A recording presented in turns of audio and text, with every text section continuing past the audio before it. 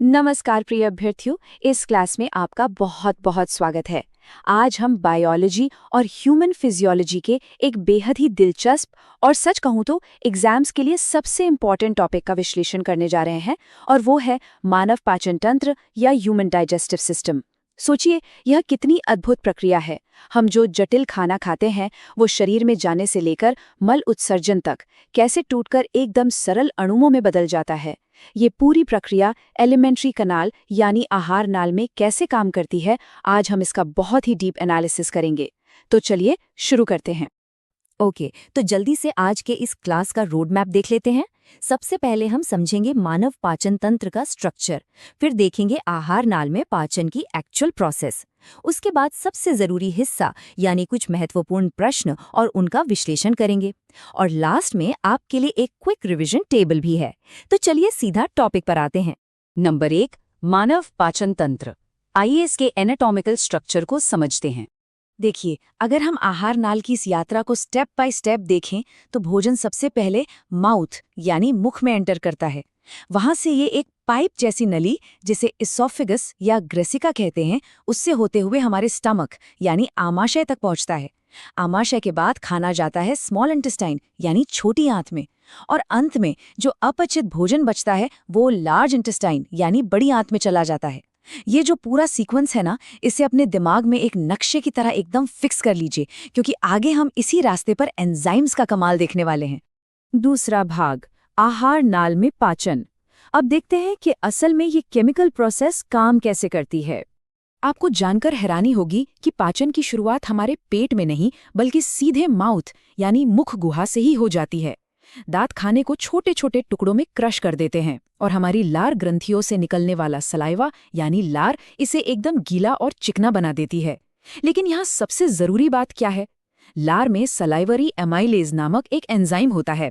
ये एंजाइम खाने में मौजूद कॉम्प्लेक्स स्टार्च को तुरंत तोड़कर सिंपल शुगर में बदलना शुरू कर देता है ना कमाल की बात? अब यहाँ जो सबसे दिलचस्प बात है वो है पेरिस्टाल्टिक मूवमेंट्स यानी क्रमाकुंचन गति की ये परिभाषा। देखिए, जब खाना मुख से ऑसोफेगस में जाता है तो वो बस ग्रेविटी की वजह से नीचे नहीं गिरता, बल्कि ग्रसिका की मसल्स में एक रिदमिक कॉन्ट्रैक्शन या लयबद्ध संकुचन होता है, जिसे पेरिस्टाल्टिक मूवमेंट्स कहते हैं, बिल्कुल एक वेव की तरह। और यही गति खाने को एकदम सुरक्षित तरीके से नीचे आमाशय की ओर धकेलती है। तो अब खाना हमारे स्टमक यानी आमाशय में आ चुका है। यहाँ की दीवारों में गैस्ट्रिक ग्लैंड्स या जठर ग्रंथियां होती हैं, जो 3 बहुत ही क्रूशियल चीजें रिलीज करती हैं। पहला है हाइड्रोक्लोरिक एसिड या HCl, जो एक तेज अम्लीय माध्यम बनाता है और सारे खतरनाक बैक्टीरिया को मार गिराता है। दूसरा है पेप्सिन, ये प्रोटीन को पचाने वाला एंजाइम है। लेकिन ध्यान रहे, एग्जाम के पॉइंट ऑफ व्यू से ये बहुत इंपॉर्टेंट है कि पेप्सिन केवल तभी काम कर सकता है जब माध्यम एसिडिक हो। और तीसरा है म्यूकस यानी श्लेष्मा, जो आमाशय की अंदरूनी परत को इसी डेंजरस HCl एसिड से जलने से बचाता है।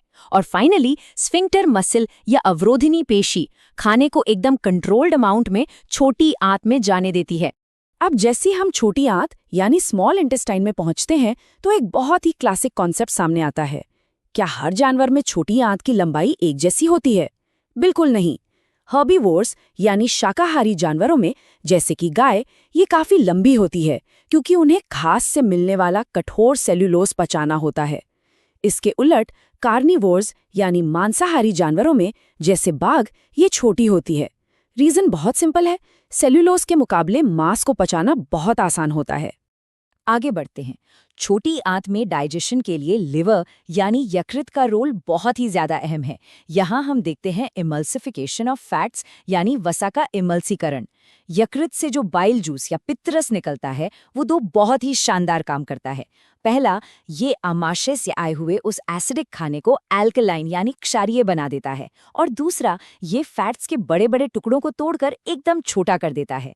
बस इसी पूरी प्रोसेस को वसा का इमल्सीकरण कहते हैं। कॉम्पिटिटिव एग्जाम्स के लिए ये कीवर्ड बिल्कुल रट लीजिए। तो यहाँ सबसे क्रूशल पॉइंट ये है कि डाइजेशन और अब्जॉर्प्शन के ये आखिरी स्टेप्स कैसे काम करते हैं। पैनक्रियाज यानी अग्न्याशय से ट्रिप्सिन आता है प्रोटीन के लिए, और लाइपेज आता है इमल्सिफाइड फैट्स के लिए। जब पाचन पूरा हो जाता है तब बारी आती है अवशोषण की। हमारी छोटी आंत में विली यानी दीर्घरोम नाम के उंगली जैसे स्ट्रक्चर्स होते हैं जो अब्जॉर्प्शन के लिए सरफेस एरिया को एकदम मैक्सिमाइज कर देते हैं। इसके बाद जो भी वेस्ट बचता है वो लार्ज इंटेस्टाइन में जाता है जहां एक्स्ट्रा पानी सोख लिया जाता है और finally solid waste anal sphincter के जरिए शरीर से बाहर निकाल दिया जाता है। प्रिय अभ्यर्थियों, एक छोटी सी बात, अगर आपको इस क्लास और हमारे इस एनालिसिस से मदद मिल रही हो तो प्लीज चैनल को सब्सक्राइब कर लें और इसे लाइक और शेयर जरूर करें।